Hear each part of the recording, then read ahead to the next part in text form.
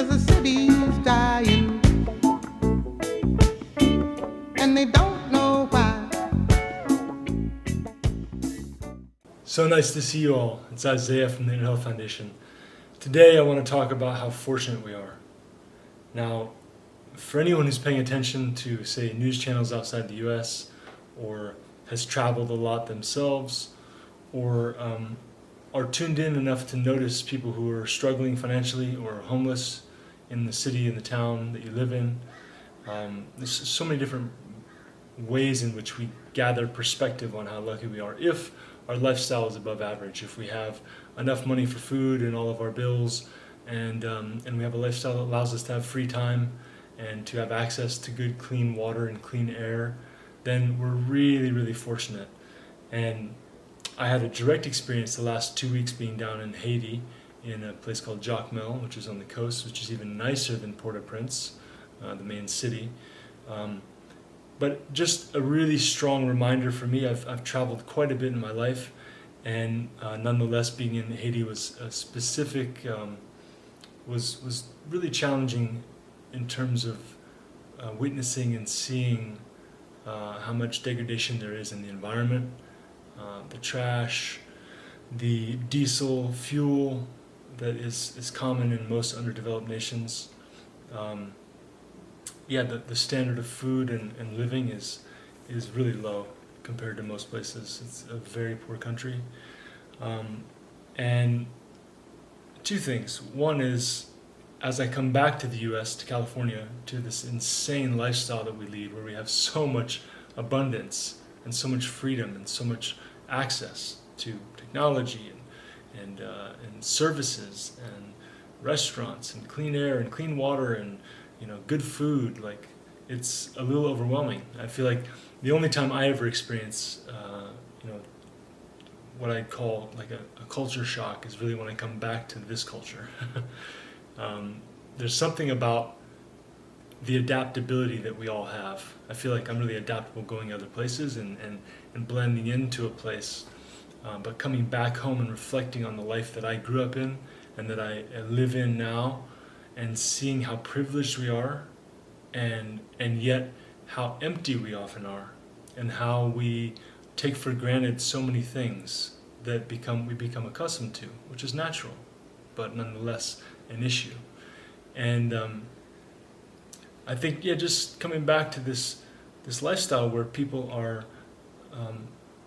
feeling sad or angry or frustrated over minutia, like I didn't get enough cream in my coffee, or some customer service issue or whatever. And trust me, I've been there. I've been the guy yelling on the phone with the representative over the principle, a few dollars or thousands of dollars, but nonetheless, really it's about principle, and that righteous indignation that I became accustomed to and witnessed as a child, and learned how to throw my weight around as a consumer.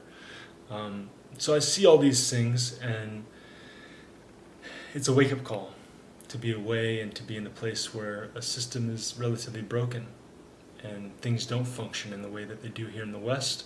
There's not infrastructure, there's not services. It's a very different reality. And more than just coming back and feeling fortunate about that, I also had the reflection of witnessing how adaptable we are as a species. Like, how amazing is it that we can live in squalor and have strong bodies and a smile on our face when we're eating once a day, if that, right? We're so adaptable. And I feel like what I got to witness a lot is just the strength of the human spirit. These people, so many of the children and the adults that I met they are strong, and it could be, it's definitely a genetic aspect, there's a cultural aspect, there's the fact that people are physically moving and working and squatting and walking miles a day. They're physically active because their lifestyle demands it.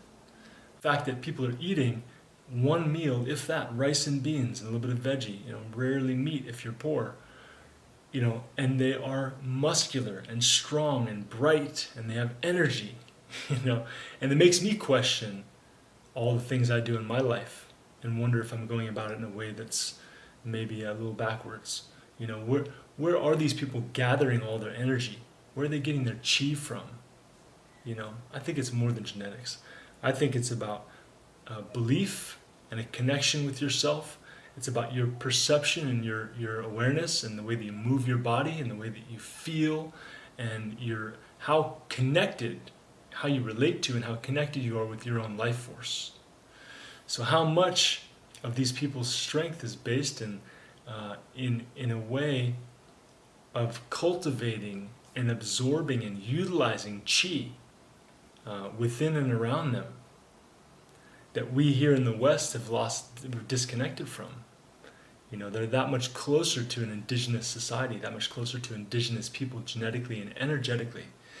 And it's powerful to see people in a situation like that struggling and yet thriving in another way. So, a lot came up for me. This is just some. And I think that the essence of what I want to say is, if you can, do your best to appreciate your life, appreciate the simple amenities that you have around you, like clean water coming out of a tap when you turn it on, out of your shower.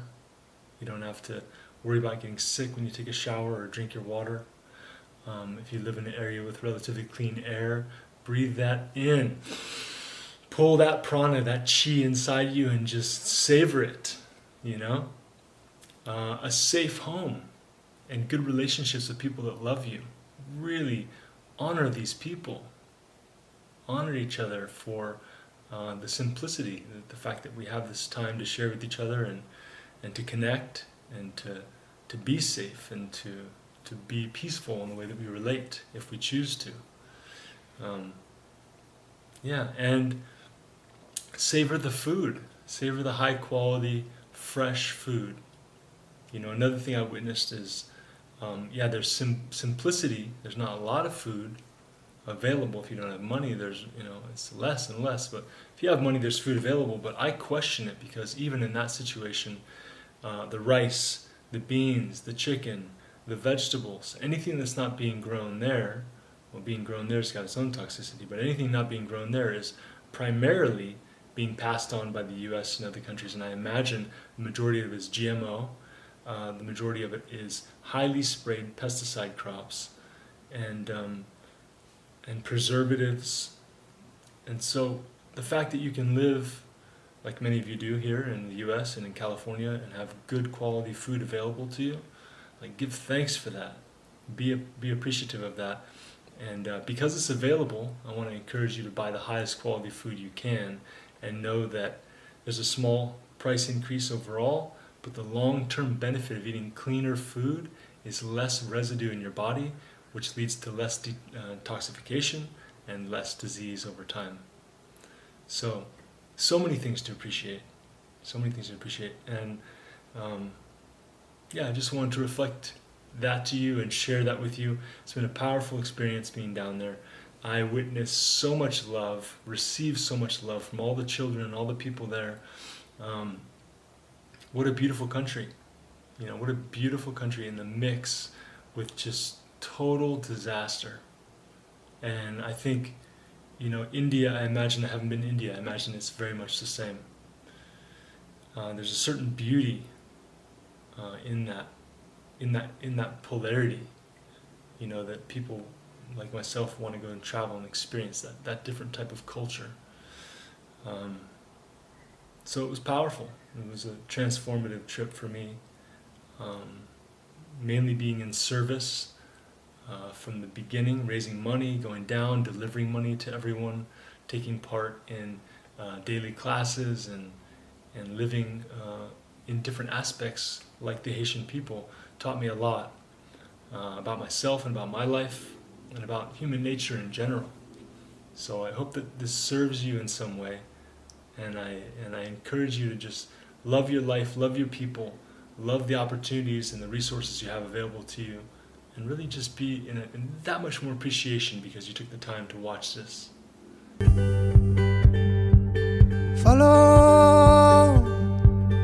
Follow the sun, and which way the wind blows. when this day is done.